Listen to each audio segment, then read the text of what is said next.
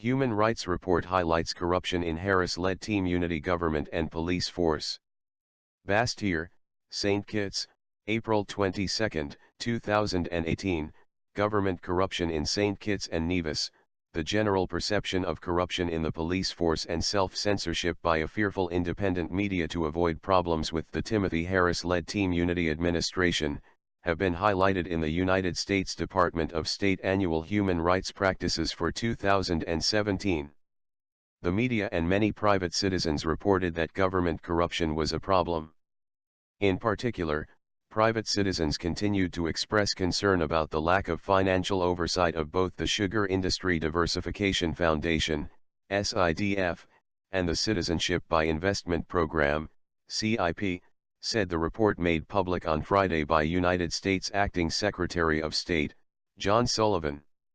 The report said the Timothy Harris-led Team Unity administration continued to reform both programs during the year, but by year's end, the government had not appointed permanent SIDF committee members and officials continued to perform duties in an acting capacity.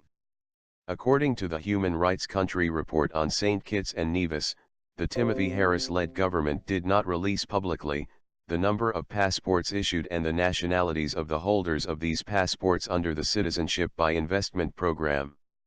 It also reported that the Harris-led government did not publicly release details regarding the operations of the SIDF and CIP.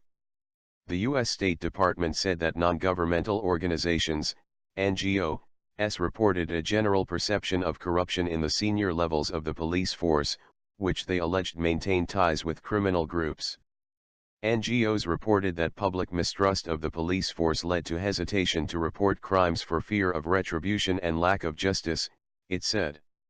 The Human Rights Report on St. Kitts and Nevis also noted that public officials are not subject to financial disclosure laws, and while the Financial Intelligence Unit, FIU, investigates reports on suspicious financial transactions, along with the police white-collar crime unit, these reports were not available to the public.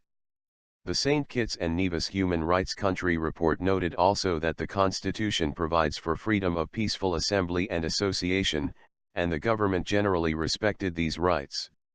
Opposition parties and media, however, reported incidents in which the exercise of these rights was restricted, said the report.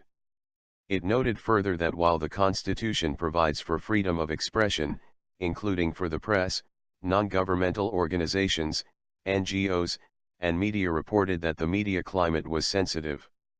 The 2017 United States Department of State Human Rights Practices in St. Kitts and Nevis noted that media outlets reported self-censoring to avoid problems with the Timothy Harris-led Team Unity government.